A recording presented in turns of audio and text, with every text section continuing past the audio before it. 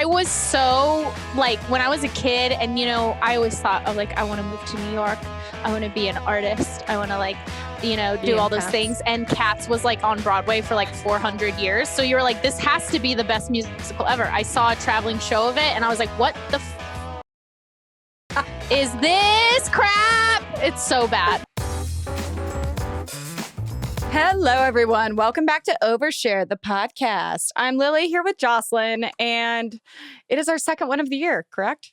It's the second one we're recording this year. But however, since we're in the future and you all are in the past, I think this is going to be like episode 4 or 5 of 2021. What is time? What is 2021? I don't know. That I know Loaded that question. It was silly to think that when 2020 ended, like it would be a new horizon and a new beginning.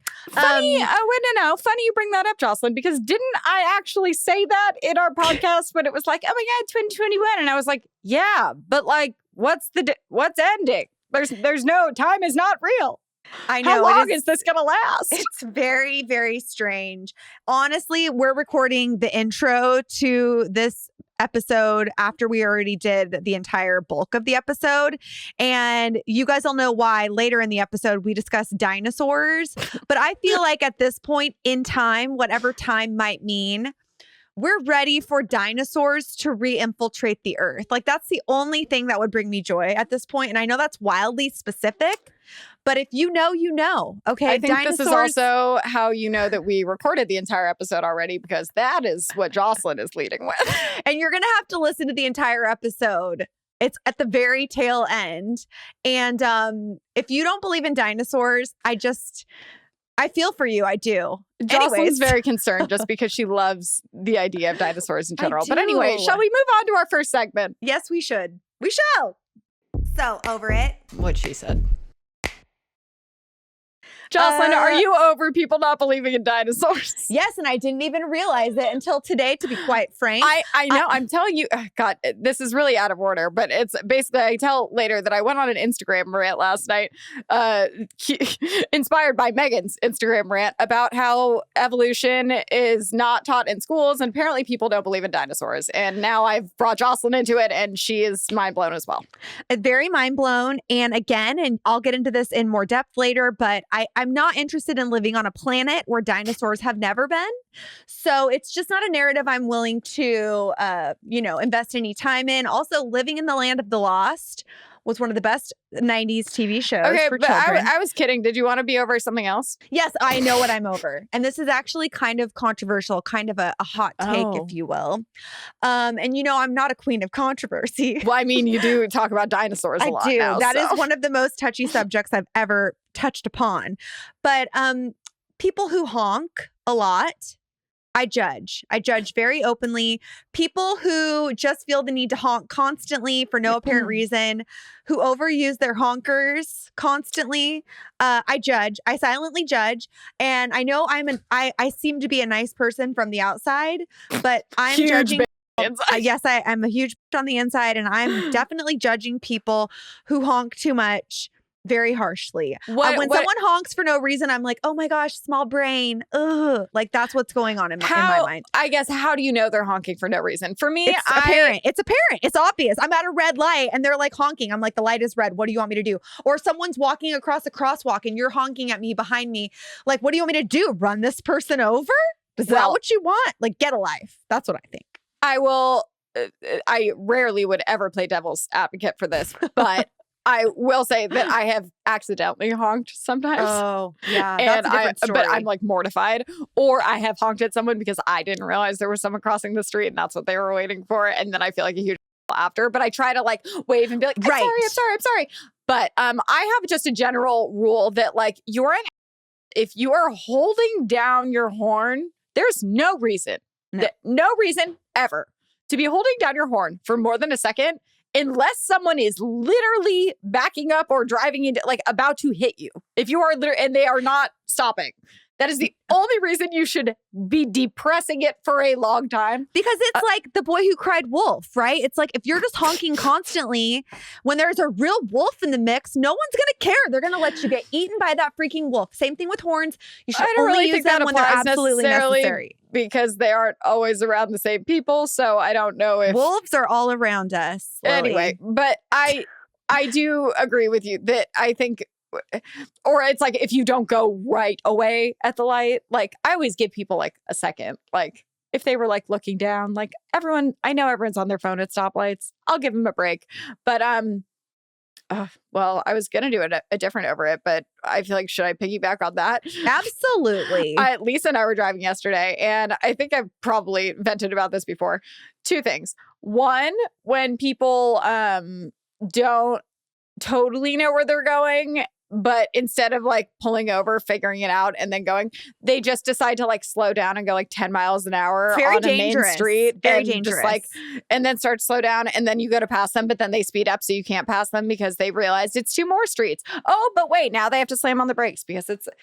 Oh my God. It's not safe, especially in a city like Los Angeles. And I think you will agree with me on this. And if there are any Angelinos listening to this podcast, I would love to hear from you.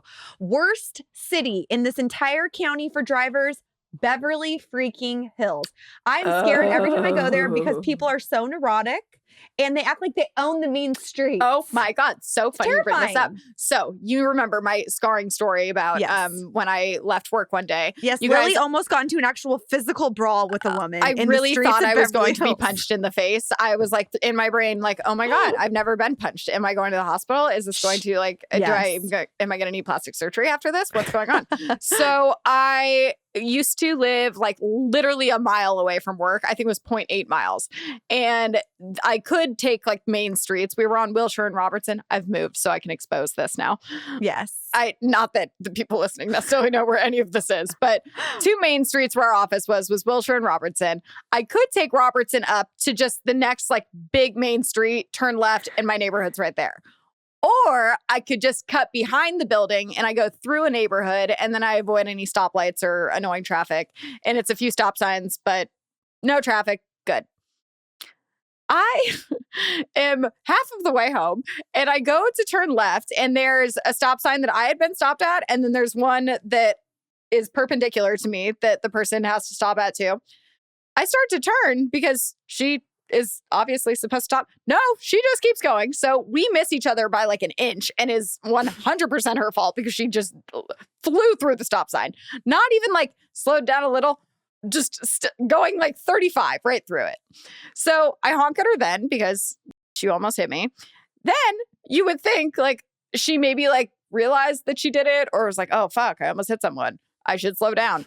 No. Then instead, then she just proceeds to run the next stop sign the exact same way. And I literally am like now kind of far behind her because she's speeding. And I started honking again because I'm going, oh, she's going to kill someone. Like, what are you doing? And I want to say she was in like a BMW a fancy car. It was a fancy car for sure. And this, after I honked twice, because I'm the problem here. She had turned right and gone like straight through. And it's another 4-way stop. So like, thank God no one else was there. But turns this corner. And of course, it's the corner I have to turn to. I stop at the stop sign. But then when I keep going, she stops the car in the middle of the road. So I cannot go around her. It's a residential street, so it's not that wide. So inside, I am already pissed. I'm like, oh my God, what's happening? This has never happened to me. I don't think I've ever had someone get out of the car because that is what she did. She literally puts her car in park, swings open the door, and when I tell you guys, I kept watching the Mia Poncetta. Is that how you say her last name? Yes. The girl that's gone viral recently. The daddy hat, Karen. She attacked the guy for thinking. Yeah. Not the guy. The kid, the 14-year-old kid for thinking that. And I kept, the way she talked and the way she acted, I was like, she reminds me of someone and I can't put my finger on who it is. It was this girl too. Honestly, could have been her. Now it might have been her. Might have been. Who knows? But she would have been like this, Lily, like she did to Gail King. When she was like, Gail, And I was like, if I was Gail King, I would slap her through the Zoom. Gail is a goddess, but I'm sorry, continue. No, so that's the thing. Is like, I didn't get out of my car because like, are you kidding? No way. So I like kind of roll down the window and she like gets out and starts coming towards me. And I'm like, and I was mad too because she just almost hit me. And I was like, looked at her and she's like, what the starts screaming at me. And I was like, you almost just hit me. And she goes, like, I just start screaming, saying nothing, actually. And I keep just going, like, you literally just ran 2 stop signs and almost hit me and are going to kill someone. And then she says, pièce de résistance. I don't know what square town you're from, but here we call it the California roll. And didn't she say, like, that's how we do it in Beverly Hills? Something along those lines, yes. Oh my gosh. And I looked at her me. as if she just told me she believed in QAnon. And I was like, that's not a law. She probably does, honestly. Like, literally, I was like, that's not a real law. Are you kidding? What? Like, and you did not roll through. You literally just pretend that there was no stop sign. 1000%. You had the first interaction with Maya Poinsettia or whatever her name is. I 100% believe that. It's for sure not her. But like, if you needed an exact replica of the type of person, it was like was she wearing a hat that said "Daddy" on it? I honestly, daddy hat on? I blacked out because I was so terrified. Because at one point she is literally leaning into my car, like getting in my face. And I was like, what are you gonna do? Hit me? Like, what? I was so confused why she was so mad at me for honking. Like, I don't know. I mean that's why Beverly Hills honking freaks me upsets out. you too. So maybe Yeah, it was just you like pushed a little past your edge. I don't believe in the California roll though. Okay. No. And then look, what square town you're from? I was like, that's not law. And I'm from here. What do you know? Like, oh my God, how is this happening? And then finally she stomped off, got in her car. I think it ended with like, what are you gonna do? Hit me? And she's like, I should. And she goes back to her car, gets in, and then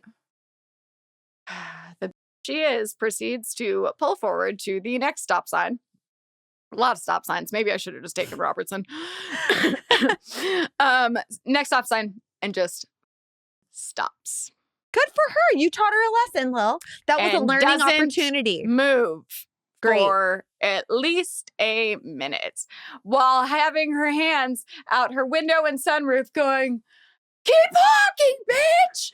Keep honking! And I'm just going,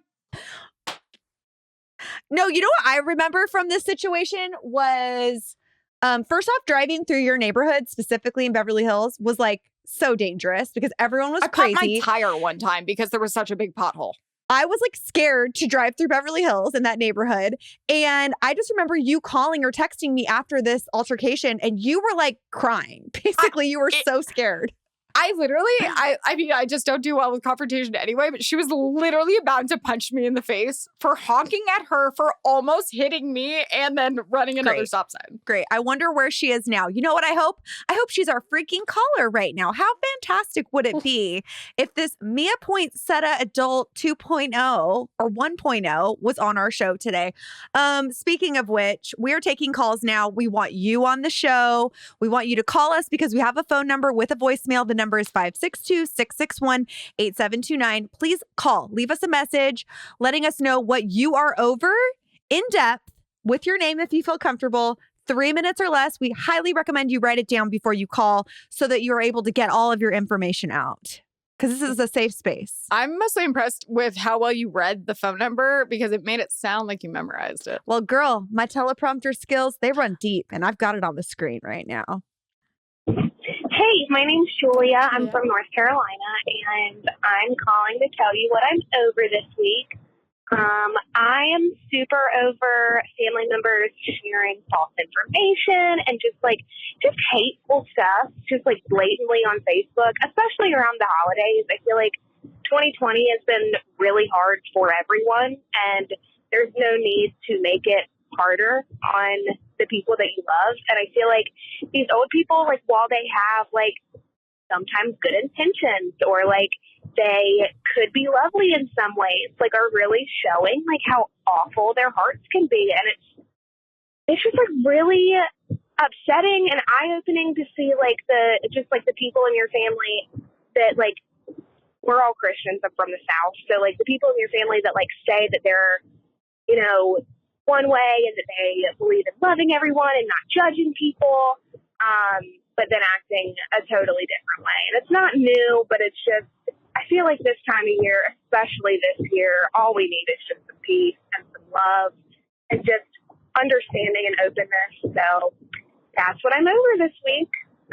Thanks for listening. Was it Julia? Was that her name? Was it Julia? Thanks, Julia. Yeah. Wow. Couldn't agree more. And I think that extends to just like people you know in your life, seeing like how people have reacted to everything going on in the world. It's like, oh, I didn't know that that's how you felt. And this is very eye-opening.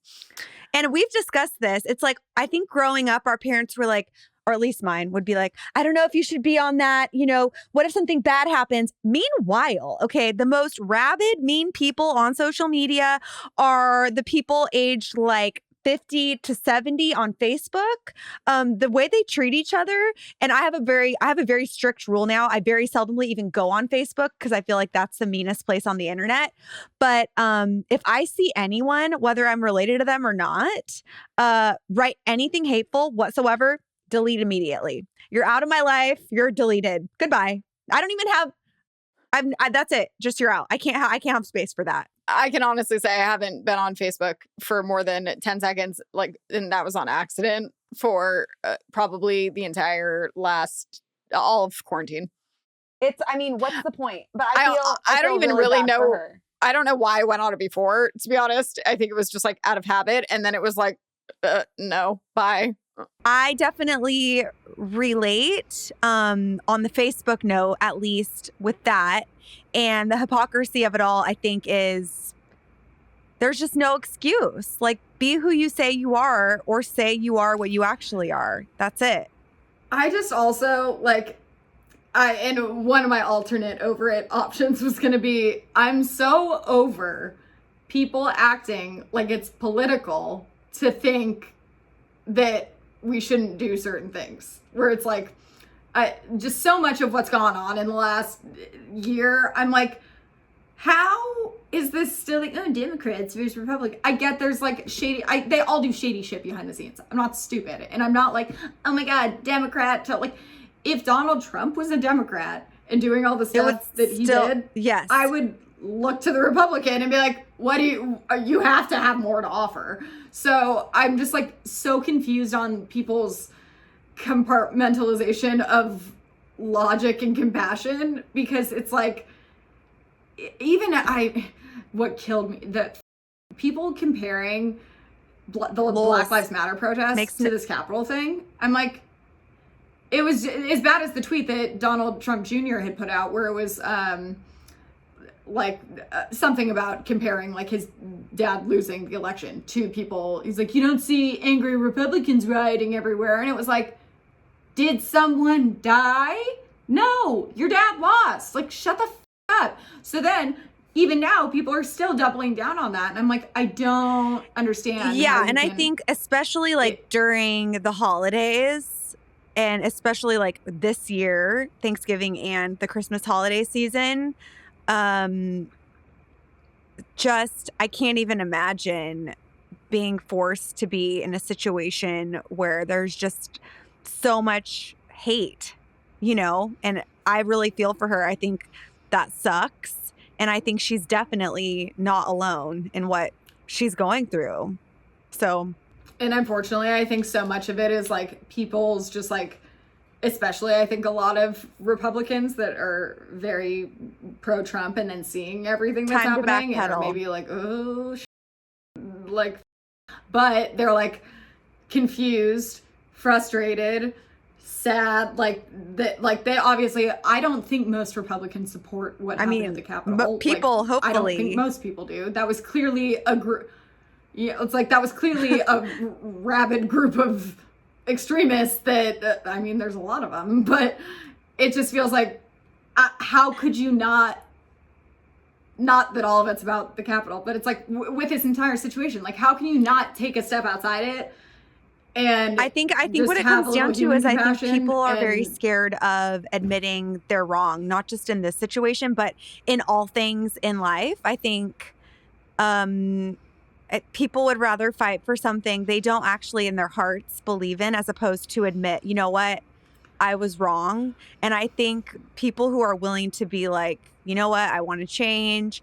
I was wrong, X, Y, and Z, of any topic for that matter.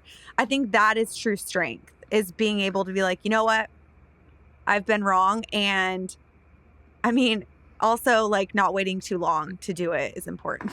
Yeah. Well, and especially because also I feel like when it's gotten to a point where it does feel like it's so like pick a side, and it's not like, well, I don't agree with that and I don't agree with everything you guys do, but like you're not doing as many fucked up things as the party that I was with.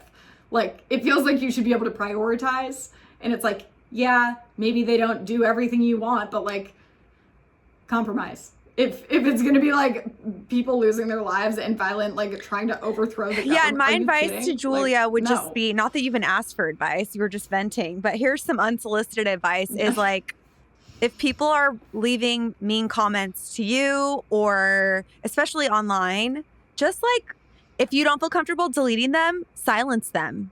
They don't even need to know that you're not listening to whatever it is that they're putting out there. Mute is fantastic and it's less confrontational. But if you're feeling saucy like I have lately, just delete people. And that's the tea. I'm like, or you could take my route and respond sometimes. Because, and I will say that I find a lot of those kind of things the easiest to respond to, because I'm not someone that's gonna like enter into an argument that I'm gonna lose usually. But like, when you aren't arguing for a political party, when it's literally like for human rights and just like you want like everyone just to be happy and everyone should be kind to each other, how are you going to lose that argument when it's long term? You're not going to lose. Met with hate. So hang in there, fight the good fight. Call us if call us if you ever want to vent again. For those of you guys listening who are over anything, again, the number is 562-661-8729. We are here with an ear. It rhymed. And with that, I'm so excited that we're sharing today with you guys. Who's a guest? Oversharing with someone who's just full of joy and love and hilarity. I don't know if that's a word, but I'm so excited. All right, you guys, joining us for the very first time on Overshare is someone that, full disclosure, Lily and I have been friends with for at least 5 years and are openly huge fans of. Her name is Sarah Whittle. Yeah. Hello. I also feel like I have to give some context. So we'll get into how we met, but currently you are an incredibly multi-hyphenate woman. Oh. First off, you are the leading Jocelyn's favorite seamstress. term, multi-hyphenate. Yeah, multi-hyphenate. Yeah. You're a leading cat seamstress on Instagram, specializing in all things cat on human clothing. Uh-huh. You are a beauty guru. Oh. You have every color of hair, which I think is so fantastic. Every color. And you also just happen to work at this little place called Smosh, which I don't know, internet people might have heard of. So And I also have a question. Are you also a pop star? Because this is a very old school Britney Spears little I feel like a K-pop microphone. Yeah. This like. Yeah. Well, and it's actually Chips Ahoy headphones. Stop. Wow. And it Are was those with- custom? Yeah, Chips Ahoy sent it to Smosh Games like a while ago, and then I don't have gamer headphones, and Rob was just like, just take these headphones. Like you need gamer headphones because he's like, you keep buying cheap headphones, and I honestly just sound like shit. I don't feel like I ever got stuff like headphones, but I feel like that's one of the things I miss about being in an office is just like getting random shit that it's like you would never buy, but it's like, oh, that'd be helpful. Thank you. Yeah, exactly. And so I've used it a ton. They're heavy as hell, but I feel very like I feel like you need to do some like TikToks where you're like doing performances. So you're very multi-hyphenate, obviously, like I mentioned. Also, another thing is you are like I was going to say you're a cat queen, but honestly, Lily's dog must be hearing us right now because Max is having a visceral reaction to this. Whoa. Max. All right, so we're back. We had a minor mishap. Lily received a mystery package at her door, but it was nothing to speak of, anything exciting. So we're moving on. So Sarah, like I was saying, you are like very multi-hyphenate, as I feel like everyone on this show is. But what did I not mention? You were about to talk about my cats, my real cats, not my cats on my dress. No, of course, I'm glad that you made the differentiation there because it can all get very confusing when there's so many cats involved. But yes, you're also a cat mother. To how many at this point? 2, I am 3? a cat mother of 3 wonderful kitties, and I adopted each one of them. Tartufo, he's an orange, chunky boy, and then I have Puppy, who is a black and gray cat, and then I have TJ from Tijuana. That's why he's named TJ, and he's a Siamese, a snowshoe Siamese cat with crossed eyes. Wow. I don't even know what that means, but it sounds fantastic. To be honest, their paws are white, like they walked in snow. Oh, that's cute. Yeah. I love that. I'm very, very well versed in dog breeds, and I used to volunteer in like middle school to like be the person at PetSmart holding them, being like, "Yeah, they're for adoption. They're this breed." me. I liked cats when I was little, but I feel like kind of grew out of it. But dogs, I feel like when you're adopting them, it's so sketchy because like, what if they don't get along, or what if one of them gets jealous? Are cats? Oh, they're a bit to introduce to each other. How did that go? Oh, well, okay. So I adopted at first, Claudio and I, many, many years ago, we had just like moved in together like 6 months prior to us getting cats. And we weren't even freaking looking for cats. We just went to brunch and then we were drunk. Were you a big cat person before? I've always been like a huge animal person. And because I'm a military kid, we leaned more towards cats. So I had a cat growing up. Yeah, they're easier to take around when you're moving and stuff. But I had one cat and he was an outdoor cat. So he, like in high school, he left and never came back. So maybe someone adopted him, or I don't know. It's okay. Outdoor cats. We're going to go with someone found him and adopted him. Yeah, we're going to say that. So, I've always been like I love animals. I love cute things. My mom used to always buy me like cat posters and dog posters and stuff. So, I've always been that. But like when we first moved in together, it was not like I wasn't ready. I was barely ready to have a boyfriend. It wasn't like you were begging him to get a cat. And then finally one day he was like, okay. Because it's like a huge responsibility that when you leave, it's like a 18 ideally year commitment, 15 years at least. That's 19. crazy. That's amazing. Crazy. Wow. No, it wasn't. So we hadn't drank at brunch either, but we just happened to happen upon this woman with a bunch of cats. She's a rescue. Like she would like go to different people's fostering and pick up the cats and be like, does anyone want these cats?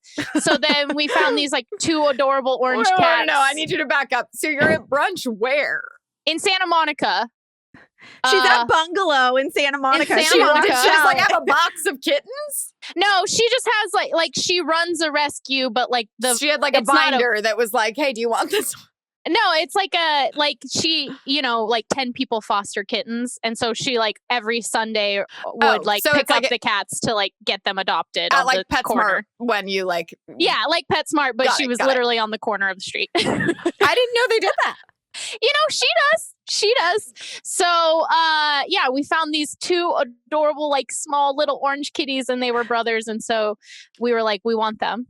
And you couldn't just get one. So you had to get 2. I highly recommend getting 2 cats. Like the human love is like one thing, but like a cat to cat love, it's like another thing. And if you can give them both, and then when you leave the house, they have someone to play with, like that's the best. We did the same thing and we got a brother and sister. I was like 3, but my sister was obsessed with them and named them Bootsy and Meggie. Very 5-year-old names. But also Lily was obsessed with the musical Cats, which I know, Sarah, you watched the new version of Cats I can't bring myself to watch it. many times. Cult classic already. Oh my God. I can't bring myself to watch it. The thing is like, I was so like, when I was a kid and, I always thought of like, I want to move to New York. I want to be an artist. I want to like, do all those things. And Cats was like on Broadway for like 400 years. So you were like, this has to be the best musical ever. I saw a traveling show of it and I was like, what the is this crap? It's so bad. How old were you? I was like 13. Okay, so I saw it when I was 5 in London, and it Casual. was right. That was when I was rich. Literally, me and my sister obsessed. I had the program. I probably still have the program somewhere, and just obsessed with it. And then as I like couldn't even tell you though now like what the plot is because like, there's no. Plot, no Lily. story. There's It's no weird. plot. But as sorry, soon I'm as cussing a lot. No, it's fine. Absolutely fine. So then I see the previews start coming out for the other one. I'm like, what is happening? No. This is tainting my memory of my favorite musical that is just that I don't remember so anything nice about. That you liked it. I know. I'm like the only fan. Also, apparently. I was a big theater kid, so I was like, "Oh, I love Cats. I love theater, and this is horrible." And so when everyone was like, "The movie's horrible," and I'm like, "Oh, really? It's always been horrible." Like, what did you expect from human-sized talking dancing cats? Like, let's just have a moment of reality. As a 5-year-old, it felt very sophisticated for me, but but Sarah, so you mentioned Claudio, your husband. You have the most exciting life. First off, you're a military kid. You got to live all over the place. You actually don't think I need that. You married an Italian man from Italy and got married in an Italian castle. Okay, sounds like where a book. do you go from here? Your life is so international. I know. I'm a military kid. I'm half Korean. I'm married to an Italian immigrant. It's great. It is exciting. And like your wedding, we'll have to insert a photo on the YouTube video. Anything you have on your Instagram was flawlessly gorgeous. I don't know anyone else besides maybe like a random celebrity that I don't know who has gotten married in a castle. In Italy. I highly recommend it because it's like relatively, it sounds so expensive and like bougie and like, bleh. Oh, is it not? Dude, it's not expensive at all. It's not. So I think I put this into the universe like growing up because I was like a military kid. I loved visiting Italy because we lived in Germany. And this sounds like I'm so rich. We're a military family. No, I didn't know that about you. And did you know Lisa Heiser is? Yeah, I did. You guys bonded over that? Because she always talks about it and she'll be like, when I lived in London. And I'm like, what the really? Oh yeah. I'm like, yeah. So I would go to like Italy with like either my like church group, and then I like brought my family along, and I was like, this is where we went for my church group. So me and my mom always were like, I want to live in Italy. We love Italy. And then when I married an Italian man, I was like, I'm gonna get married in Italy.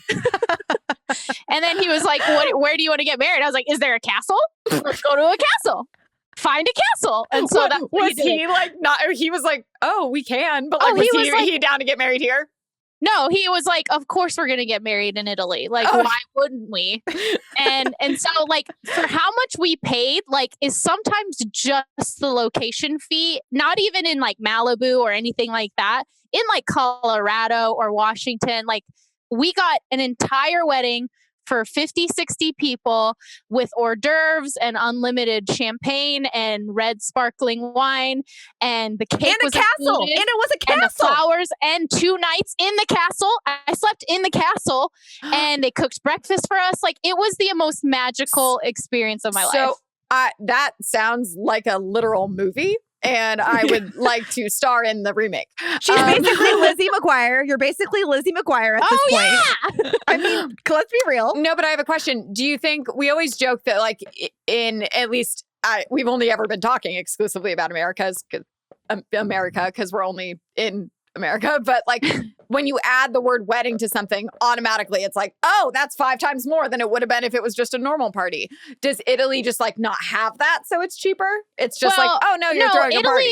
Italy is just doesn't like, run as expensive as they don't take advantage of people as much. Well, it's just they don't run as expensive as like LA does or some things in America do. I think like, relatively it's like not I feel bad speaking. Like they have like Naples, for example, where Claudio's from. The unemployment rate is very high, and jobs don't really pay that much. Like they hear what we pay for rent, and they're like, "Holy crap! Right. What? That's not even the same." Yeah. It's the same as like if you're in a smaller town rather than in LA in the US. So The cost of living is just different. yeah, it's just different. it's So just you how it can is. get the best pizza in your entire life. Just down at the pizzeria down the street, it's like $3. Just the cost of living is overall it's lower. just I guess overall better. I would just be more curious, like if you went in to get like your wedding cake, if it was a wedding cake or if it was a cake that resembled a wedding cake that was for my birthday, would the wedding cake cost more? Well, because this in was LA, this you know venue. it would cost more. Yeah, this venue is like a wedding and event space. So the castle was like, it's used to like throwing parties or like 60th birthday parties or whatever.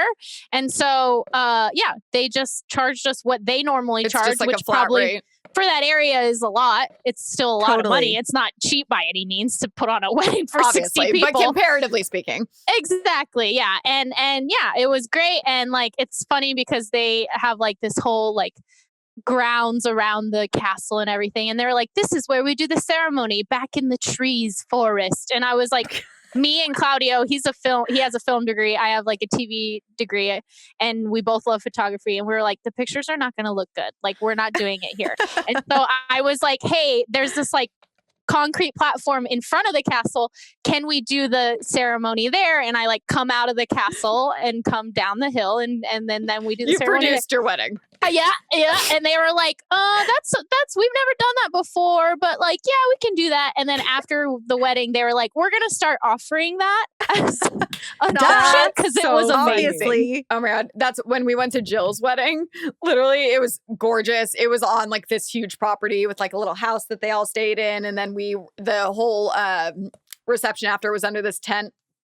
And I just remember every time we would look at Jill, she'd be like marching over to someone and like going like through a checklist or something. We're like, Jill is producing her own wedding right now. that is what is happening. And I feel like that's people with a producer mind just can't help it. Oh no. Oh no. She looks so happy though. Sarah has frozen for momentarily, but she looks great. I'm screenshotting If you can hear us, clap No, twice. sometimes life just humbles you. It's like talking about your dream wedding, and then they're like, nope, internet is a piece of crap. I'm texting you the screenshot of it because you just looked so content. I was like, So you have this wedding, which is gorgeous, and obviously huge fans of your husband, but I feel like we have to go back a little, like a step prior to that, which is how we you met. You were working at Clever. I'll never forget Joe Beretta, who in the Smosh world is like very well known and beyond, obviously, for his own stuff. He was like, I have this friend that I think you should like meet. And also, hadn't you worked at like didn't you guys have a connection? Had you guys worked together? actually, it was me and Sunny, so like a producer at Sunny. Smosh, yeah. Yes. And I had happened to have had his job before he left Game Show Network. That's what it was. And so yeah, I was working at Game Show Network, and then I think him and I met, and then the next day I got laid off. Like the entire department got laid off. So I was like, hey, I'm available. And so I auditioned for Clever, and then I also was like working production for Smosh. And for a long time I was like occasionally like hosting Clever videos and then working for Smosh. And then eventually Smosh needed me more, so I hopped over there full time. And I feel like we've clarified this for people watching, if you aren't or listening, if you aren't familiar, that literally Smosh and Clever were in the same office. Like, and especially at the time, Smosh was like just like three. I think you were like literally like four offices down from me. Yep, exactly. So it was like not like today I have to go into this op. Like, no, it was like you could do multiple things in one day. Yeah. And they would usually force you to. But what I always loved about Sarah, like before I even got the chance to get to know you, so I was just going off of like what I saw of you, was your impeccable sense of style. When all these people, because I mean, I would be a lot of times sitting in the auditions or watching the audition videos, especially for news hosts, which is what you did mostly. And these lovely, amazing, talented people would come in like their cocktail dress or their like denim romper. And Sarah would roll in, I'm not even kidding you, wearing like a unicorn printed full body skin suit of some sort. And I was like, I don't know who this person is, but she has to stay. Okay. Yeah, Based on the outfit alone. I auditioned in an emoji dress with like a suit jacket. Yes. Emojis were like popular. And yeah, that's what I auditioned in. So well, talk about a great way to stay memorable. I think that's like a good audition tip for people who are listening who have any aspirations of auditioning for something. Wear something that people can't forget. Okay. It's weird to me to think that you auditioned. Yeah. Like, it feels like you just like were there one day. Aw, that's very sweet. Yeah, it was I was like, I really enjoyed it. It was fun. It was weird. It was like, but it was like, cause I've worked in TV before, and I've done some hosting there. So it just felt like another like hosting gig. It was really fun. Oh, it felt like TV? Yeah, it felt like TV in a way where you're like you're reading a like teleprompter. Way lower budget. Well, you're reading a teleprompter and True. also TV, very low budget. Absolutely. That's very true. They have budgets for other things. Yep, exactly. Like the executives. I actually saw a whole thing, a Twitter thread about female reporters that they always have to do their own makeup. Mm-hmm. Yeah. And that's very normal. And writing their own stories. Yeah. And I guess that makes more sense to me. But like, and the makeup thing even, too, especially if they're like out in the field, because like, why would you, they're not going to send a traveling makeup oh no. This is a better screenshot. That was a better screenshot, Sarah. You were like this. But I'm so confused. I was like, I'm so confused. It's so like, it like freezes, but then you come back totally fine without like having to. No, there's a seamless transition. Well, it's like, do you restart it? Like, what's changing? No, I just chill in the just, like, flip it loneliness, off silence until I come back and I hear sounds again. We did this for 3 hours because we had an Among Us tournament last week on Twitch at Smosh Games. And on Wednesday, my internet was like this. And I just like was like, hopefully no one accuses me because I don't know what's going on. So you worked at Clever and then you made the choice, Smosh made the genius choice to be like, we want you in our realm full time. So you went over there, worked there for a while. Then I remember you left and went to E for a while, right? Yeah. I saw the writings on the wall because I had a production job where I saw the budgets and I saw what people were telling me about the budgets. So I was like, I think it's time to go. And so I think it was like 4 months before the shutdown, 3 weeks before my wedding, I got a new job at a makeup company. And so I was running their social media there for a while. And then I'll never forget, Sarah, the day that the whole shutdown happened, which I don't know if we've really ever talked about like in depth on this show, which is weird because I feel like it affected a lot of people that we've had on. But the day of the shutdown, I was at my office until 11 p.m. just like messaging all these people we worked with like, hey, sorry, no one has jobs anymore. We don't know what's going on. It's insane. Because like we didn't know what was happening. And you were not even working at Smosh at the time. And I remember seeing you and I was just so glad that you were there. Yeah, you showed up. Because everyone was like, we're partying at the office. Like, come show up. Like, this is epic. And I was like, yeah, sure. Why not? It was like on my way home. So I like stayed and like partied with everyone for a little bit. And then when Smosh made its comeback, which was inevitable and so exciting, you then went back over to Smosh. And now, like, I mean, what's your title? You're like the director or what's your role? Yeah. And actually in between, like I was working at the makeup company, but then I also was working at E writing and producing for a late night show too. And so, the Smosh was like, I want you back. And I was like, well, I'm in like this crazy job right now. Like, yeah, maybe yes. And so I like came over. But yeah, so now I came back like being head of social, which is the job I kind of left at Defy, left Smosh. And so like then when I came back, it's huge. It's huge. And I did some mad work there. I saw something about it the other day and it feels like if you had that job maybe like 8 years ago, it would have been like, oh, you're posting this. It would have been like how Joss and Dana used to like alternate. Like one of them reposted videos on Twitter and one was on Facebook. Now it's like you're actually a content producer, a development person. Like you have to do everything and you have all this. It's like managing a whole nother YouTube channel. Oh yeah, that's 100% what it is. Because now with like the tool of like monetization and ads and making money off of it, it could be, depending on your structure of your company, like it could be a revenue leg. Like it's a whole nother revenue stream coming in. So, but then of course the fact that it could be means that they don't have a whole team necessarily, and it's like one person having to do most of the stuff. It was one person. Yeah.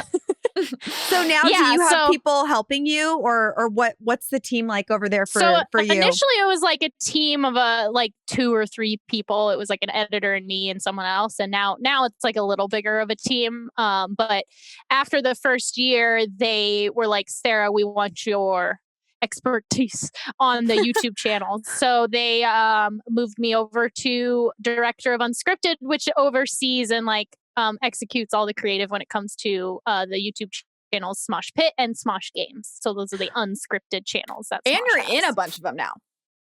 Yeah. I feel like you've always like made appearances, but I feel like I see you more consistently in them. Yeah, and that's not by me deciding that at all. It's preaching to like the choir. Yeah, it's a lot of the cast being like, Sarah, you should be in this. Sarah, like, come have fun with us. So that's why you see my face more. It's not me being like, I want to be in this video. That literally Jocelyn used to force me to be on camera. Yes.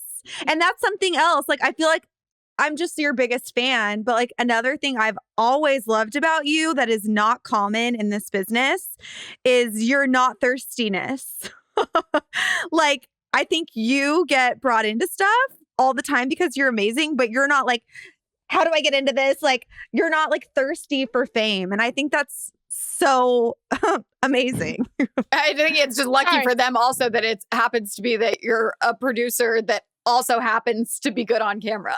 Oh, thank you. Thank you. I think it's because of my producing that background. Makes you better, Yeah, it makes you better because you know what you want, you know what you need for the edit. I think it's like I've always been like a person that's like I should be a Jane of all trades, like figure out all the different things, because I also think that makes you a better person on the team if you understand how everyone else's jobs how work everything works, how audio works. And I don't know, I'm not a professional at it, but you should know kind of the concept of it. You should be mediocre at everything.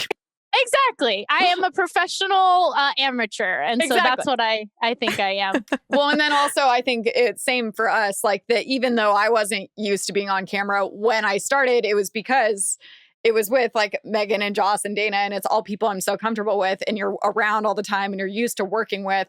So it feels like very natural to then just like hang out with your friends and you kind of forget the camera's even there. I mean, I guess you guys have a few more cameras than we do, but yeah, totally. I get what you're saying. And you need that, I feel like, especially in YouTube content. It's better to have like you who has this existing relationship and rapport with them rather than auditioning someone that like would have to grow into it. Exactly. Yeah. And I think what's interesting, and this is kind of something you and I have been going back and forth, like talking about today, and we've talked about like even separately, like off the record, is that, you know, it's such a fun opportunity to do what you do.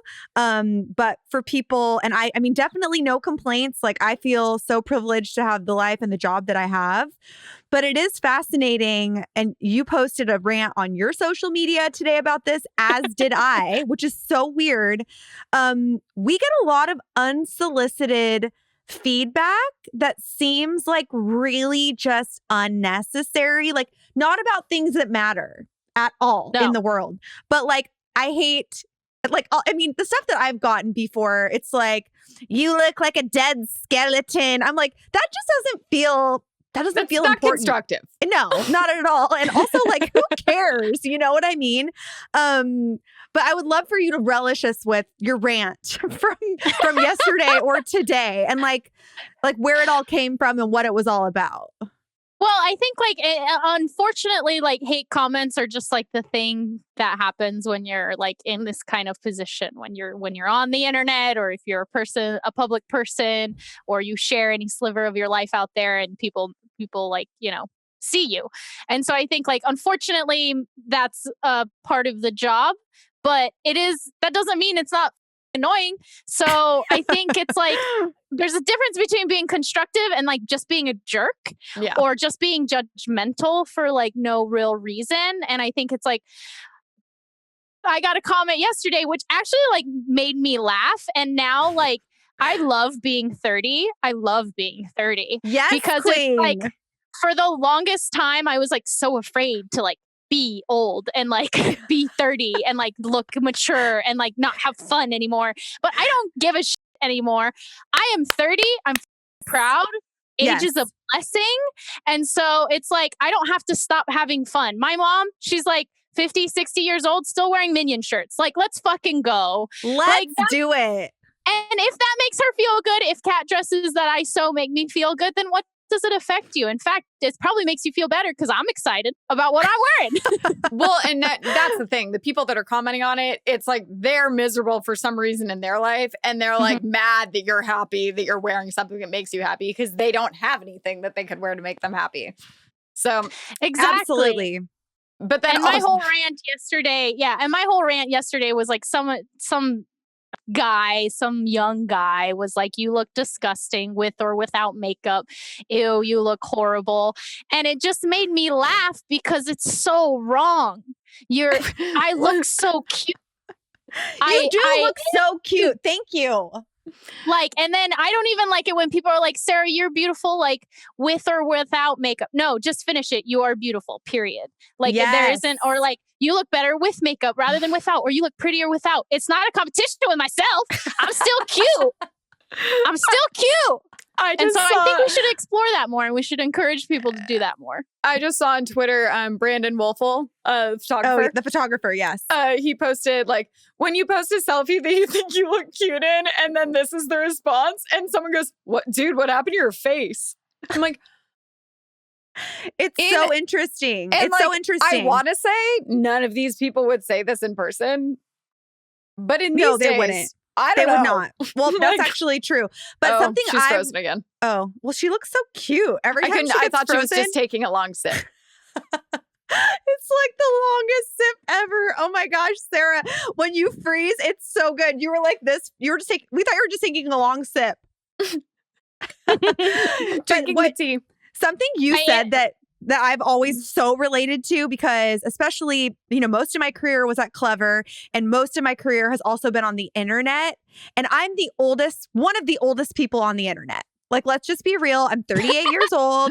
I've been on YouTube for a long time, but even when I started, I was already the oldest person. Now I still am.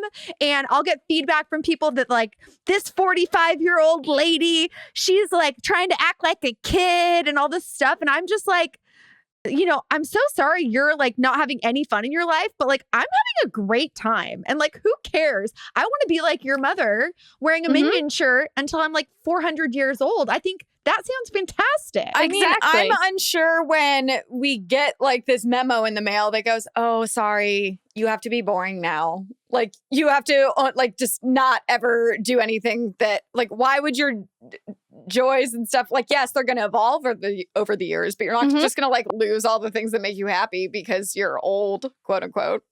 Or even on oh, go ahead. And I remember like, I seeing kind of older people or like even younger people like around me get jaded about life and stuff like that. And I just like, I kind of like, of course there are bad things happening. And of course there are moments where I'm sad and I like need to process things and bad things have happened and et cetera, et cetera. But I want to look at the positive. I want to look at the good things in a person. I want to have fun. I want to laugh. That's why I think I laugh very easily because it's like, I want to be present. I want to be excited and I want to see the magic in every day. And as if that feels corny, then I live in a corny world. Well, I love cheese. I love cheesiness. I've said, one, because of chronic pain, but two, I think everyone just right now with the world all like just literally coming down around us, that finding joy in the little things every day is the only thing that's going to keep you going because you can't just be like, one day it's going to be perfect. Because at this point, it's not. And life's not going to ever be perfect. And I think for a long time, I thought, when I have this, it'll be good. When I have this, I'll be good. If I have a husband, I never thought that. I was just like always independent woman. But it's like, it's not going to be that way. So like find the joy in the present moment, even if it's not perfect. There was a TikTok I saw that was like, stitch this with the best advice your therapist ever gave you. And the person said that their therapist brought up having a goal-based life or a value-based life. And it was like, is your goal like to get the next big job? Or do you want to be financially stable so you can not be concerned about paying, like different things where it's like, yes, you can still want money, but it doesn't have to be like, I'm only going to be happy if I hit these milestones, because then you're going to run out and you're going to have to keep going. And the value ones are always going to be there. And I think like your dreams change over time. Like I've talked about this over at Smosh, but like I auditioned for Clever. I was focused on being on camera and producing. But then a couple of years ago, before I even came back to Smosh, I was like, I kind of don't want to be a performer. I just want to be behind the scenes. It's kind of funny how it works out. But I didn't give up on it. I just like had different dreams at that point and different goals and stuff. And I think it's like you should be able to do that, to shift what you're aiming for too. I would always get kind of not frustrated, but kind of like, I don't know, when people like, even in high school and college, when they're like, what do you want to do? Even now, they're like, what's your dream career? And I'm like, well, if I had answered that in high school, it would have been impossible, because it's like none of these existed yet. So, and now I feel like technology continues to evolve like so exponentially that literally in a year, there could be a whole new TikTok thing that everyone like goes and jumps on. And then that's suddenly your new focus. So I think it's all just about taking opportunities that fit your values at the time and then seeing where they lead, because also I think lucky for us in the digital industry, it is growing and it's big, but it's also so small that like the connections can lead you to random stuff that you never would have found on your own. It can grow. Absolutely. It's a choose your own adventure situation. I mean, when we were kids growing up, like Lily said, especially, like I didn't even have my own email address until I started college. Okay. I mean, that's how you couldn't have even majored in like media. No, it didn't exist. It was just newspapers back then. That's all we had. That's how old I am. It's crazy. But I was listening to another podcast. We worked in a printing shop. I used to use ink and write out each paper myself. Yeah, right. I have terrible handwriting. But I was listening to another podcast like a few days ago, and it's hosted by two women, I think like in their early 40s. And they were like, it just hit me. It just struck me that like, my life is actually happening. Like when you're a kid and you're growing up and you're thinking about like when you're an adult, you think of like, that will be my life. And I think, same thing in your 30s. And that's what I've thought of. Even it's been super challenging because of COVID and quarantine and everything that's happening in our country and our world. But like, this is our life. Like this is it. It is happening. And I think it's so important to like stay focused on the things that matter and obviously stay informed about what's happening in our world and how we can make change. But I cannot like give enough emphasis to how important it is, I think, to have fun. Yeah. I think like having fun and finding those small things, because the small things are the big things. Like you don't get to have an Italian wedding in a castle every day, but you do get to hang out with those 3 beautiful cats and do a little sewing project every day if you want to. Like that's what life is, Yep. And the people that on you for that don't have those things, and that's why they're upset. Exactly. And so when I went on my rant yesterday and I was like, I got a lot of messages like, F the haters, like he's just hating, blah, blah, blah. And I'm like, he's not a hater. He's hating something else. He's not hating me. Yeah. Because like, how could you? I look cute. Absolutely. But it's like, I'm like, that's how I feel even like I see a lot of people on Instagram, women especially, like they post pictures and they're like, oh my God, I'm so awkward. Or like, oh my God, look at my hand or like whatever. No, embrace it. You posted it, girl. You think you look cute. Even if you look awkward, like be your own hype person. If you can't be your own hype person, then who's going to hype up for you? Absolutely. There's a new girl I found on TikTok and on Instagram. Every day she posts an OOTD and ooh ta-da, as she calls it. And every day, you guys, this woman is wearing it's Jocelyn. I would love to be her. I watch her and I'm just like giggling. She's like, here I am. Look at all the gall I have. Look at my shoe. And she's like, who gave me permission to look this amazing? I did. Exactly. And she just goes even on. Like Ricky Thompson. Like it's literally just like, you can't. If you can be that confident, no one's going to argue with you. No. They're like, wow, I want to be that confident too. But I will say this. I will say this. I'm, as I mentioned, I'm old, which I embrace and I love. I love my age. And I do agree. I feel like it's a privilege to be healthy and like alive. But if you come for me And if you are mean to me in a way that I feel is too dark and too mean, I will find out where you work and I will call your boss and I will turn you in. Because or your principal. I'll call your school principal. I've done it. I've done it before and I'll do it again. Because here's the thing, like I'm an adjusted adult and I feel good. But a lot of these people online are kids, are young people, and I will fight the fights for them. So if you come for me, I will come for your boss. Just throwing it out there. So I have a question for you guys, because I feel like, when people get mad when you respond to haters, because it's like, don't give them any attention. When I'm doing it, it's not because I'm like, oh, I'm so mad. I'm like pissed off and want to like get back them. I'm doing it because I just think it's like, I'll do it. It's funny. Yeah, literally it's like a sense of joy for me because I'm like, yeah, it's testing out my comedy skills. And not even usually responding. I don't necessarily respond to the actual comment on YouTube. I'll screenshot it and then go put it on my Instagram story. And this hasn't happened in a while. I feel like even on my channel in particular, like just that's my solo channel, I don't get as much like random hate because not that many people are watching it. And the ones that are actually do like me. But like Clever, it would be like random people come across it and then they're just cruel. But I had done this video about Jeffrey Epstein and Donald Trump's bank. Casual topics. Literally all of my stuff. And then it's like the dark truth about blah, blah, blah. So it in no way, though, in it, like it talks about Trump being shady, having shady business stuff, and that the bank helped him with shady business stuff, and that same bank helped Jeffrey Epstein with shady business stuff.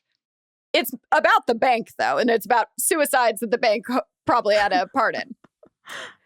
Somehow after it had been up for weeks, got demonetized immediately. Didn't do that well because YouTube didn't push it out. Weeks later, it gets pushed out to apparently a lot of Trump supporters. Ooh, fun. So I'm like, cool, traffic gets demonetized, so it doesn't really matter. But I comments are amazing. Getting these comments, Sarah. I was dying because there's so many things that you could maybe like, I researched a lot. It's very thorough, but like you could probably poke some holes or ask some questions. I'm going to read you a few. Well, so most of the comments that you were getting that were negative were about your overtly sexual outfit, which was literally like a thermal underwear. It was no shit. It was a Henley shirt like I'm wearing right now with a tank top.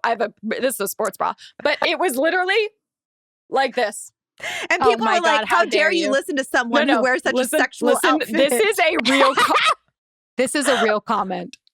Pamela says, if you want... Also, anyone that calls it reporting that I'm doing, I'm like, I'm not a reporter. Okay. I'm like, you're on a channel called the Lils channel with a Z. And I literally am saying 50 times in this video. What do you mean? So it goes, Pamela, if you want me to take your reporting seriously, I'm like, I don't really care. Try not to show your bra strap, especially when talking about Jeffrey Epstein. That's creepy. Okay, Pamela. What's the especially? That's so weird because I'm. So then I posted the next one. It's me going like dress code violation.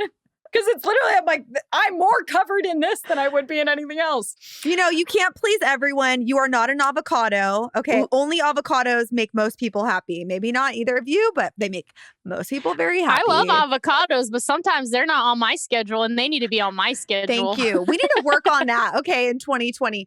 Okay. So Sarah, before we go into the final part of this show, there's one other topic that I feel like you and I and Lils have to talk about because you are uniquely suited to discuss this.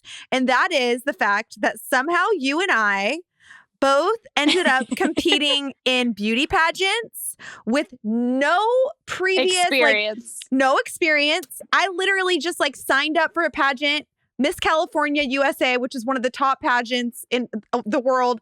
And they were like, send us a picture, you're in. Mm-hmm. Yep. That's a question. Arizona, USA. You did Arizona, another big one. Question. Yes. First of all, congratulations. Commend both of you on your Thank you. on your Miss reigning Valley titles. Valley of the Sun. LOL. So I have a question before you continue this story. How does one suddenly decide they want to join a pageant? You go first, Sarah. Well, my mom always wanted me to do the Miss Wyoming pageant, which I should have. You would have won that for sure. I would have won. You're the Wyoming queen. You just, every place you moved, you competed in the pageant.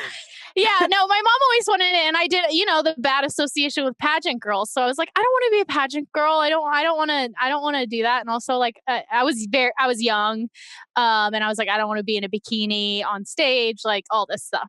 And then I was about to move to California, and I was like, I should just do this as like a bucket list, as a self challenge, like see if I can blend in as like a pageant girl. And you have balls. so I was like, I would never in a million. That sounds mortifying to me. Yeah, it was interesting. Not for me is what I learned in a weekend. Not for me. You are not a pageant girl?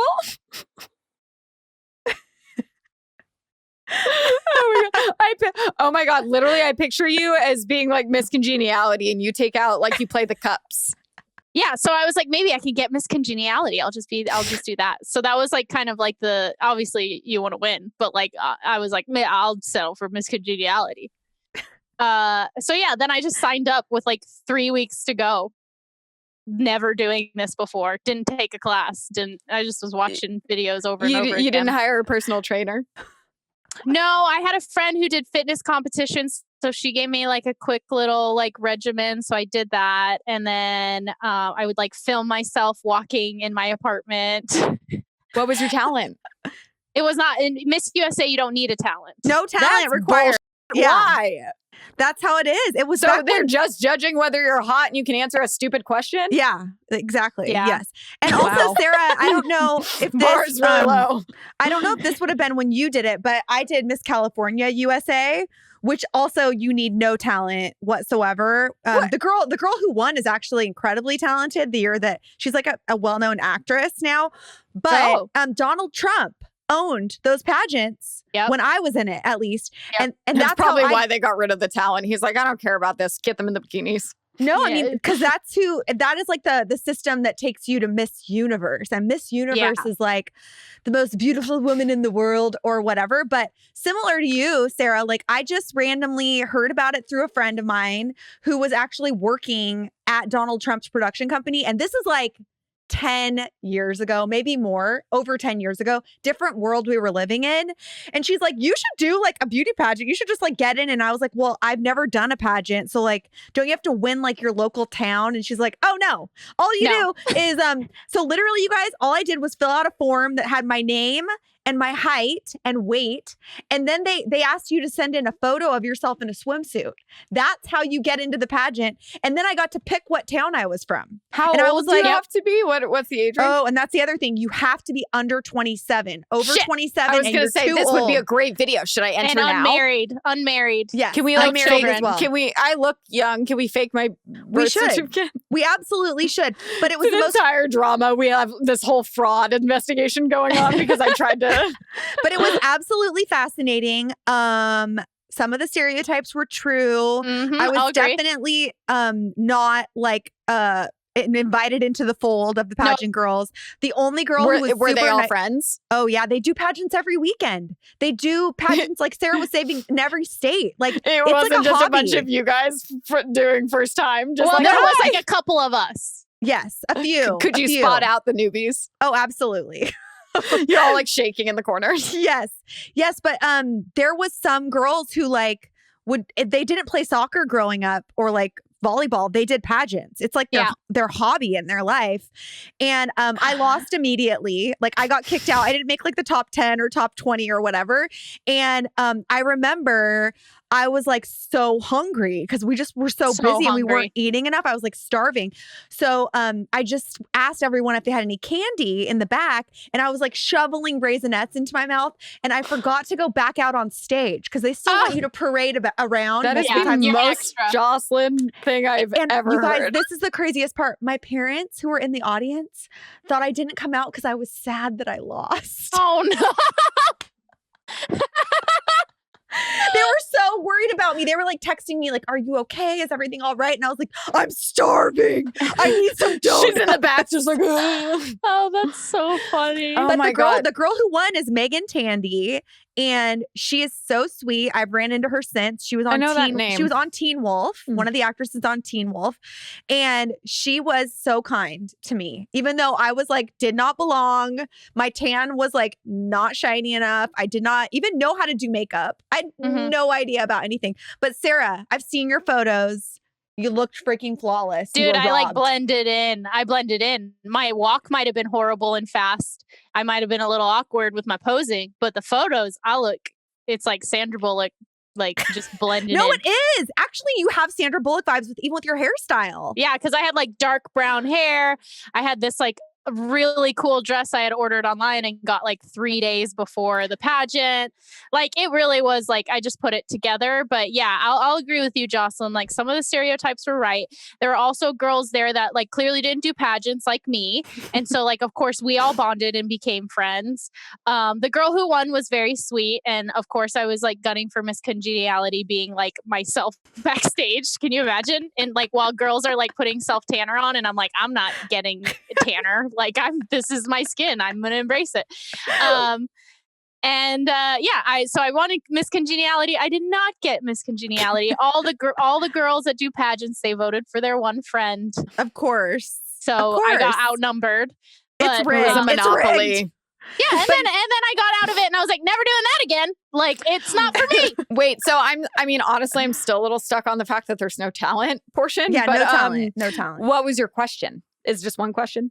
I had an interview. I didn't even make it to the round where they ask you questions. That's like the top 10. That's actually surprising because I feel like you would be the one to like accidentally win. I did not at all.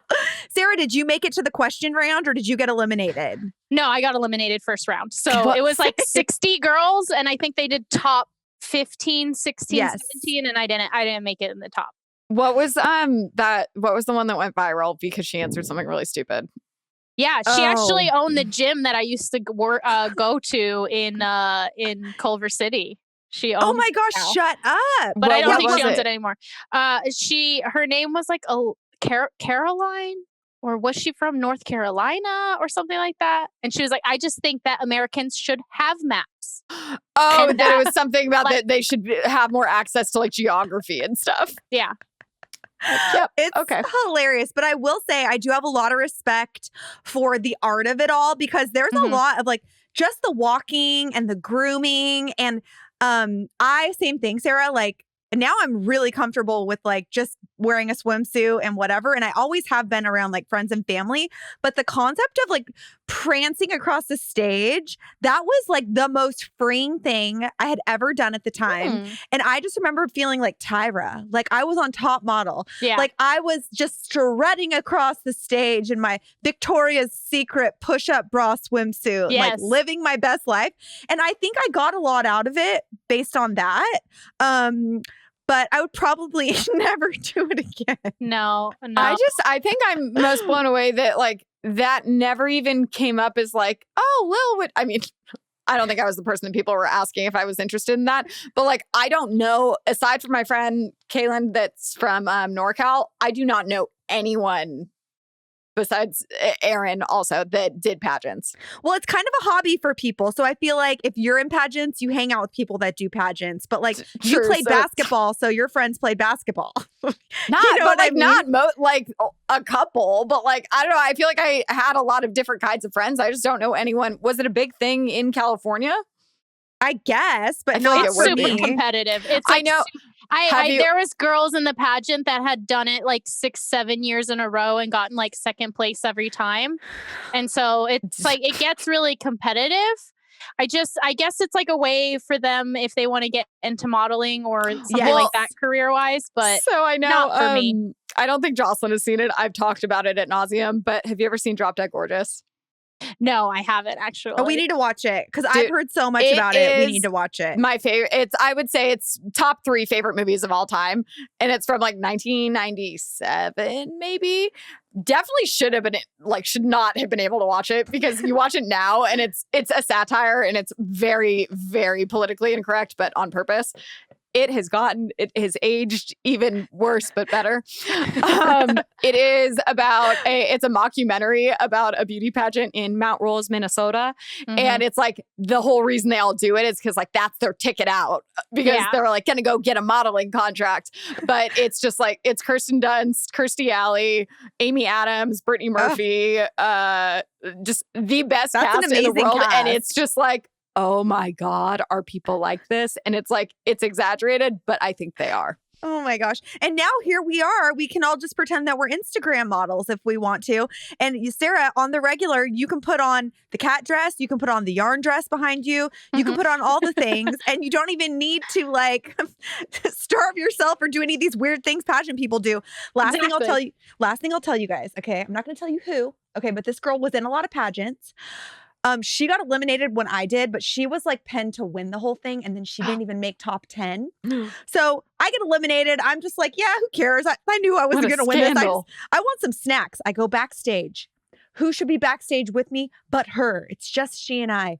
And she is like, I've been robbed. Yep. I've been robbed. Yep. That's how it was, dude. Like that reminds me of the girl that she goes to take Sandra's, or that takes the crown at the end. 100% same vibes. And she was like, I worked on my body so much. And I was like, so do you have any like snacks I can eat? Like I was like, do you have any candy? They probably get so rabid because they haven't eaten in so long. No, for sure. Yeah, I could believe that. No. It's not for me. Although it would be funny to just do a pageant based on personality only, which is probably just like a comedy competition. That's Instagram. That's true. That's true. Instagram and TikTok. Okay, Sarah, are you down to stick around for our last segment on this show? Yeah. Absolutely. Yeah. Great. If the internet will allow. So long, share well. I hate us so much more now. Lil, why don't you kick us off? Okay, our final segment is Share Well, where we say farewell, but then we also share something that brought us joy this week. Mine is that I've gotten very active on Pinterest. Okay, I love Pinterest. Sarah, I talk about it all the time on this show. I was like, is this a new one? Is there a new development? Yeah, there's a new development. Okay. Also, by the way, if you want to find some unique trolls, go to Pinterest, because the Karen level, like mom level over there of like moms telling you you're disgusting is a new kind of funny. Let me just tell you. There's Pinterest haters? Oh my gosh. Yeah, but they're like, it's hilarious because they're all like moms, like who are, they're not like teenagers. So it's really like, I had a lady tell me today how disgusting I was, but I just told her, LOL, I wish I could apologize, but I'm not sorry. Anyway. You had a new insult. It was so boring and so overused. Something I found on Pinterest and also recreated is hearts of palm pasta. I saw your stories. Pasta noodles made out of hearts of palm. I don't know what sort of witchcraft sorcery it takes to make this stuff like into a noodle. But when I say, Lily, you would eat it and have no idea it's not a real noodle. I'm not kidding. It is amazing. I can easily eat a whole box of the noodles, and it's like eating a tree, I guess, or a root. I don't know. It's great. It brought me a lot of joy, and I'll make some for you guys and drop it off to your houses. Perfect. That's what I'm getting at. I love a good Trader Joe's find. When you find that little nugget, it's like you won the lottery. It's a secret. There's like an account that everyone should follow called @TraderJoe'sList. And do you follow her? Yeah, I did follow her because she's amazing. She's amazing. She's amazing. She tells you what's new in the store, if it tastes good, if it's worth the hype. That's what I'm into. I've given up beauty pageants for Trader Joe's. That's what I'm into. Not a bad trade. What about you, Sarah? What brought you joy this week? Along the lines with my rant I went on Instagram the other day, a couple people that I hadn't talked to in years since I moved to California, like reached out to me and was like, you are such a light. You are so creative. It's so amazing to kind of like see you on your journey. And like, it really is an inspiring thing. So I know that's like, lame for me to be like, people complimented me. No, I love that. Nice. I love that. For someone like, because it's like at the end of the day, like outward appearance is whatever, but it's like really your heart. And people were like really speaking to my heart and really like saying nice things about my heart, and that like really, really touched me. And I think we need more of that. And I'm a sap. So I love to like be like, this is why you're talented and this is what I love about you. And so I think you need to do that more, especially in these times when we don't know what's going to happen next. And we really got to be present. So I think like tell the people you love them, why you love them. And even if you're very casual friends with them, tell them why you love them. I feel like I've been actually trying to, I would say this year, but it's only been a week. I would say like the last, like since kind of all this started, I would even say maybe before, just like stuff in life that's happened. I feel like I've tried to be much more like, because I'm always very like lighthearted and kidding about stuff. And I'm very sarcastic that sometimes maybe people don't realize if I'm like, hey, by the way, I actually do really appreciate you. But I feel like, especially via text, I'm one to send in a good sappy text once in a while. That's true. You really are. And I will say that if anyone is listening or watching this podcast in video form and you're not following Sarah, you should be, because there's a lot of negativity everywhere on social media. And I've had to start like positive on yours. I've had to start like protecting myself sometimes, because some people will take me down a rabbit hole that I'm just not ready for on that day. I never skip your stories. I always watch them, because whether it's good, bad, in between, whatever, everything brings me joy that you post. So thank you. It's true. Thank you. Well, what about you? What brought you joy? Well, I still have one of the comments up from the Trump video, and it's Linda saying, "Lady, you need to button up your blouse. Your bra's showing. I'd rather not see this." You can turn off. You can click out of the video. You're allowed to do that. It's like, put a blouse on, lady. You look like a fake reporter. And I said, shit, what tipped you off? The bra strap and blouse, or the fact that you're watching a video on something called the Lil's channel? No, but mine was going to be something that's not necessarily, I wouldn't say it brought me joy, but it just brought me so much entertainment. Did you guys watch my stories last night? Oh, yes. No. You were talking about the people who, okay, so this is a topic that we discussed with a guest that has not come out yet. But, you know, I'm Christian. I grew up in a Christian family, but very much so like evolution and creation, but not like these people who are like, we're not allowed to talk about science at all. And you went down a whole rabbit hole of like people who are like, just believing only the creationism thing, which is fine. If that's what people want to believe, that's okay. But you are jumping into that. I mean, whatever. People can, I guess. So basically, Megan brought this up. I don't know how she even came across it, is that she posted something and then she finds out that people have not ever learned about evolution. Like there's a large group of people that schools never taught them that, and that they only learn creationism through church, which creationism isn't, but also science. It says it was created by divine power and nothing else. It just, everything was here one day. And so Megan and I are both very not religious. I also don't have, like, Jocelyn is religious. We have no issues. She's not trying to convert me every day, and I'm not trying to get her to not be religious. It's an understanding. Believe what you want. Sure. But please tell me how people think. It went to the extent of, we're going back to like dinosaurs.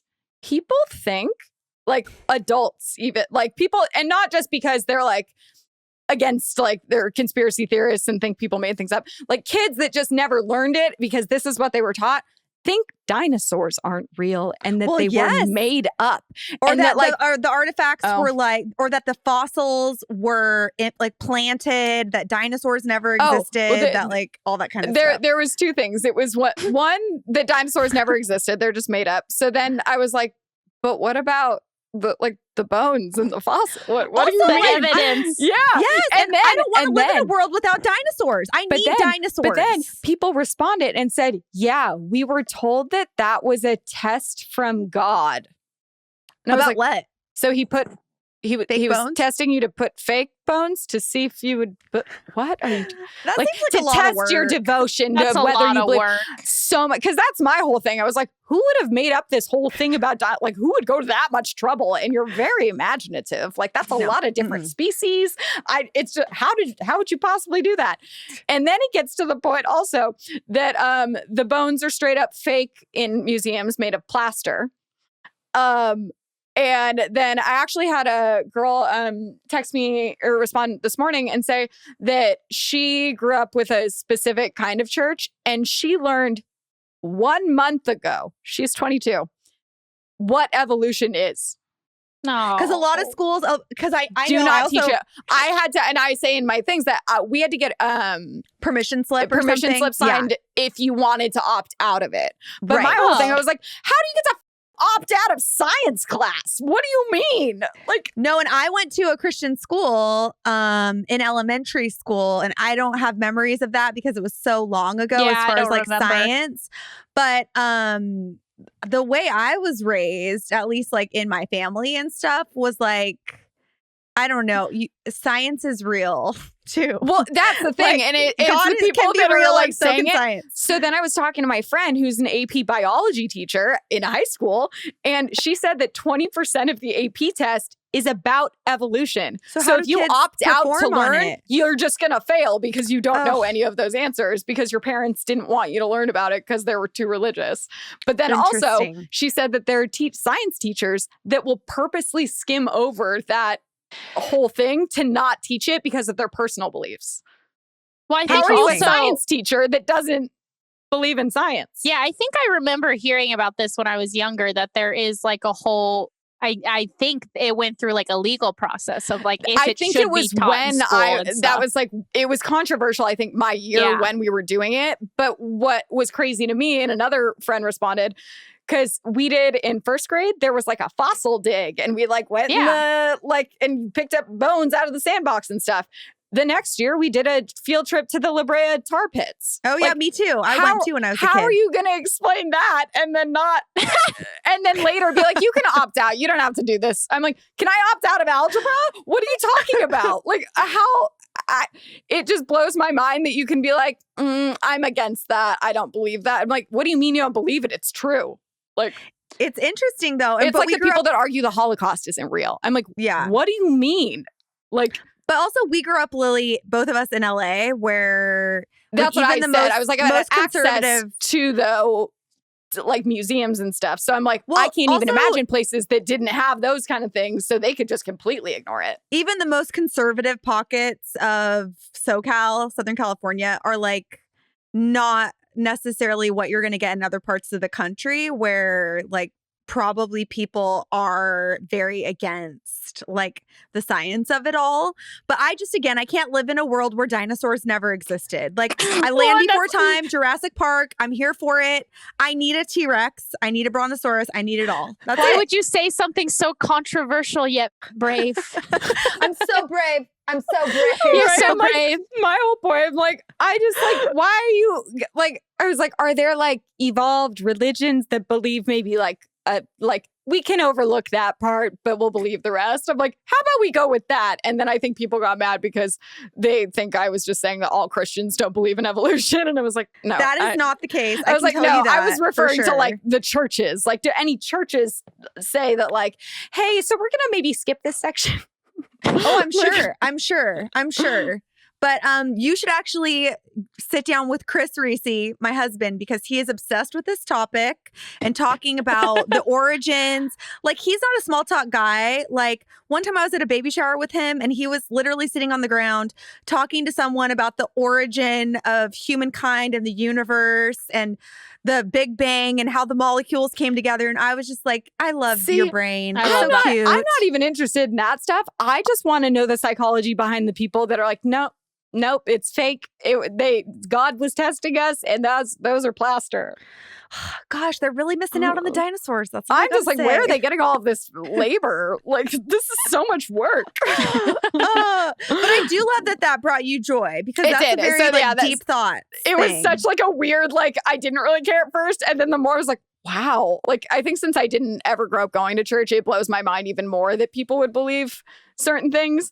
But like, some of the stuff people were responding to, it's like my other friend responded that her grandma told her that everyone was like made out of fairy dust. Oh, I'm here. And I I'm like like- that. That sounds fun. Oh, Interesting. those are Wow. some of the kids that are never going to stop believing in Santa. He's not real. How dare you? Wow. Well, Sarah, thank you for being with us on this journey. For people who are not following you yet and who love cats, who love comedy, who love Italians, where can they find you? On Twitter and Instagram and TikTok, I'm at Rude Unicorns. But then you can see my face a lot on Smosh Pit and Smosh Games on YouTube. And I highly recommend that you just do what's good and find her immediately because, I mean, everything you post is so great. I'm like a fan of Barefoot Wines only because of you. Okay. Yeah, my parents, they send me photos of them and they make their own wine and they send me photos of them drinking barefoot because I was like, I had a bunch of sponsored posts by them. Our and parents so the cutest sweet. when it's like that. My mom will be So like, oh, sweet. look what I'm having. I'm like, I don't really care, Mom, but thank you. So sweet. I love it. Oh my gosh. And to all of you guys listening or watching this on YouTube, thank you so much for being here. If you are new, please subscribe to the podcast and the channel. Please rate us 5 stars and leave us what are those called? A comment or Review. a recommendation. Yeah, a review because we need it. Yes. We need a it. positive one, We need preferably. it. And hey, we're here every single week. So please join the party. Yeah. Thanks for watching. Thanks for listening. Sarah, one last request. I'm going to need, do you have a blonde wig? I do. Yeah. Do a Britney Spears performance. I'm gonna say either Baby One More Time or Oops, I Did It Again. Your choice. Hey, I've done that karaoke on the internet and off the internet a ton of times. Perfect. Oh, So you wow. have practice. Send it to me when you're done. And with that, this episode is over. Salutations. Goodbye. Thank you for being here.